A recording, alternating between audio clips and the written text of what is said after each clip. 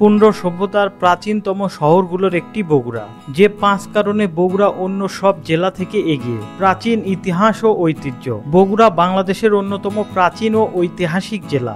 বগুড়ার শিবগঞ্জ উপজেলায় অবস্থিত মহাস্থানগড় বাংলাদেশের প্রাচীনতম নগরী। এটি প্রাচীন পুণ্ড্রবর্ধন রাজ্যের রাজধানী ছিল। উন্নত যোগাযোগ ব্যবস্থা। বগুড়াকে উত্তরবঙ্গের প্রবেশদ্বার বলা হয়, কারণ ঢাকা থেকে উত্তরবঙ্গের বেশিরভাগ জেলায় যেতে বগুড়াকে অতিক্রম করতে হয়। এখানে সড়ক, রেল ও বিমান পথে উন্নত যোগাযোগ ব্যবস্থা রয়েছে। শিক্ষা ও আধুনিক জীবনযাপন। উত্তরবঙ্গের অন্যতম অগ্রসর জেলা হিসেবে বগুড়া শহরে আধুনিক জীবনযাত্রার প্রায় সব সুবিধা রয়েছে। শিল্প, ব্যবসা ও কৃষিভিত্তিক অর্থনীতি। বগুড়া শুধুমাত্র ঐতিহাসিক এবং সাংস্কৃতিক কেন্দ্রই নয়, এটি উত্তরবঙ্গের একটি গুরুত্বপূর্ণ শিল্প ও ব্যবসার কেন্দ্র।